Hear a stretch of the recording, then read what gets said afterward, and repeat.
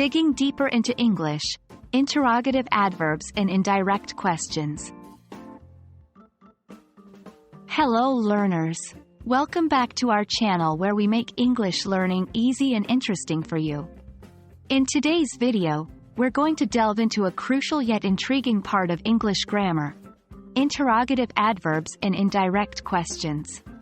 So sit back, take notes, and let's jump into this exciting topic.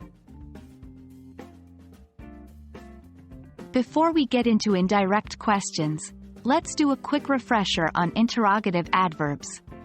Interrogative adverbs are words we use to ask about specific details in questions, such as when, where, why, and how. These adverbs kickstart our queries and make us sound like English grammar pros. So what's the big deal about direct and indirect questions? Direct questions are the ones we ask directly to someone, and they usually end with a question mark. For example, why are you late? However, indirect questions are a little subtler.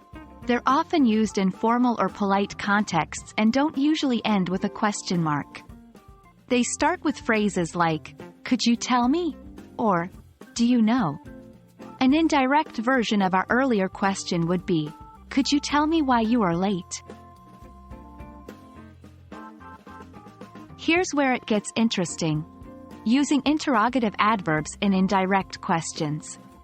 When we frame indirect questions, the interrogative adverb is usually placed in the middle or at the end of the sentence. Let's revisit our earlier example.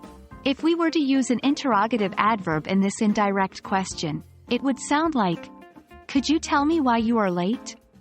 Notice how the question is still polite and formal, but now with added detail thanks to our interrogative adverb. Let's try a few more examples to help you master this topic. 1. Do you know where the train station is? 2. I wonder how she managed to finish the project so quickly. 3. Can you tell me when the meeting will start? 4. I'm not sure why he acted that way. In each of these examples, the interrogative adverbs add specific information to the indirect questions, making them much more detailed and comprehensive. And there you have it, folks. We've explored interrogative adverbs and indirect questions, a key tool to improve your English, making it more polished and nuanced. It may seem tricky at first, but keep practicing, and it'll soon become second nature. Remember, language learning is a journey, not a destination, so keep exploring and keep growing.